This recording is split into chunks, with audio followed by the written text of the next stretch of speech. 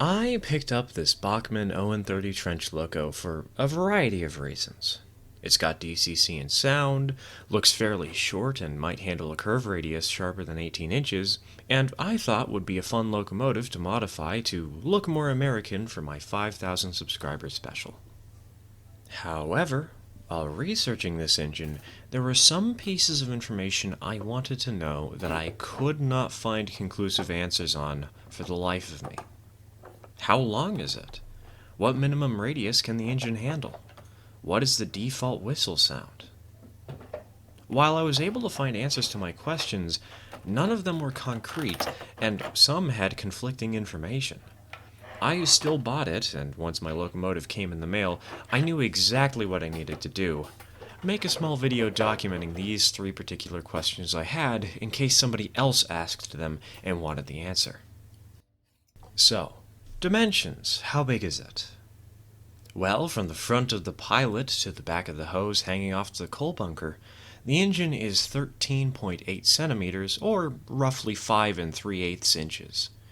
From the front of the cab to the back of the hose, it's around 4.4 centimeters. The front of the water tanks to the front of the cab is around 7.6, and the pilot is 1.8 centimeters. From one tank to the other, the width is 4.4 centimeters, and the height is, well, something I didn't professionally check, but it's roughly 6.2 to 6.5 centimeters at its tallest point, which is the smokestack. For comparison's sake, here's a standard Bachmann mogul. Without its tender, the mogul is still larger than the small trench loco. With the tender, well, the trench loco looks kinda like a fox does to a wolf. It's a pretty small engine. And, well, small engines can sometimes handle sharp curves, right? Despite being larger than the classic porter-type locomotives seen on most On30 micro layouts, the trench loco is quite capable of handling substandard curves. To test this, I tried to draw out points along a 9-inch curve, then used some old fiber tie tracks my dad had lying around to try and match the points as best I could. To test if the locomotive would stay coupled to any cars, I grabbed a 4 3/4 inch long caboose from my father's HO collection, which would roughly translate to a 19-foot car in On30, which is 1 foot longer than the 18-foot cars Bachmann sells that are designed to go alongside this locomotive. This was quite a quick way to set up a test, and therefore might not be entirely accurate, but the results do speak for themselves. The locomotive handled it quite well. We did tons of tests with the engine running around this temporary setup, but the camera kept falling over thanks to poor stability, and we stopped recording. However, everything seemed to work just fine, but two details I saw make me think 9-inch radius is about the smallest this engine will handle. One, the pilot and trailing trucks were getting close to rubbing against various parts of the loco's underside, such as the pistons. I think any sharper of a curve and you'll bump into other parts, either damaging the engine or derailing it. Two, if the caboose was accurately scaled to On30 freight car widths, it looked like it would have come within, 3 to 5 millimeters of bonking the back of the locomotive due to the curve. I think an 18-foot or smaller car will work just fine on a 9-inch radius curve, but any sharper and you're probably toast from the cars bonking into the engine, as if you weren't toast already from the pilot and trailing truck issues. I can reasonably say that 9 inches is the minimum you should run this on. Now, the default sounds this engine can make, well, there's actually an amazing selection of whistles and bells. I know there's 17 whistles and roughly 40 bells to choose from, though I lost track when trying to count out the bells, so I don't know the exacts for that. In these following examples for the whistles, I just used the crossing quill option to preview how each one sounds. However, be warned, if you're trying to manually activate the whistles, they won't quill like they do here. They'll mostly end quickly, no real quilling involved. As for the bells, the decoder just gives you a small preview every time you change them.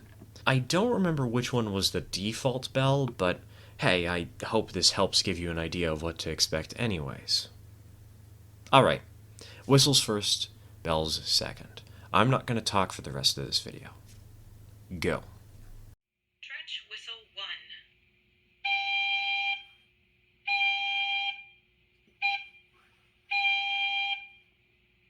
Trench whistle 2.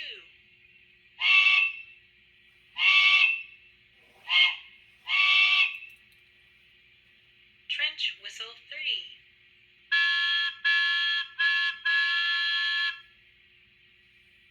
Trench whistle 4.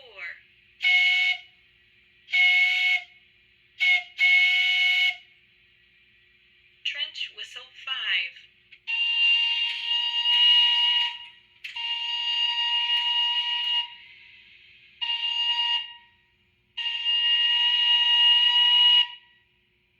Trench whistle 6.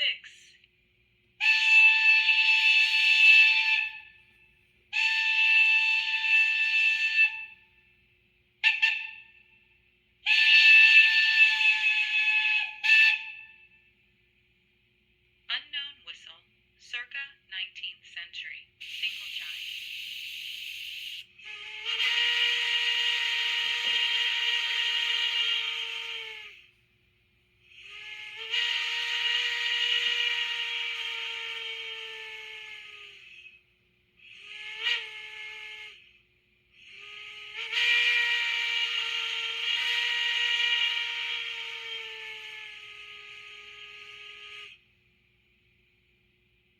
London and North Eastern Railway, Crosby 3 chime.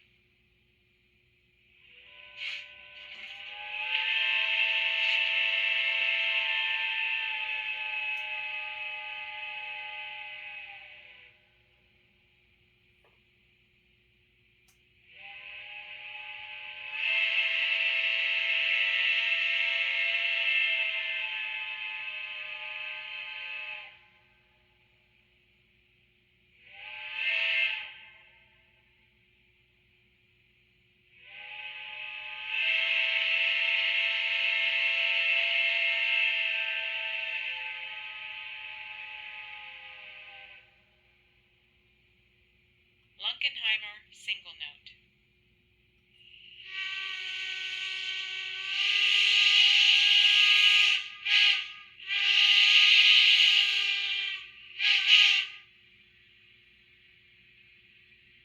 Norfolk and Western hooter.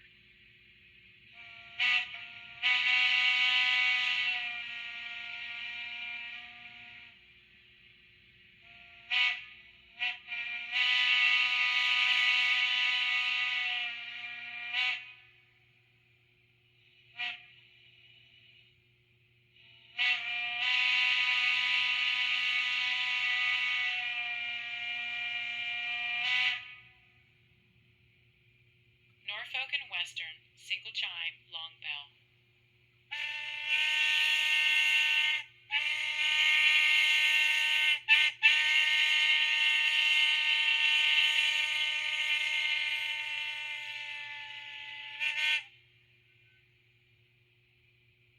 Norfolk and Western, single chime, short bell.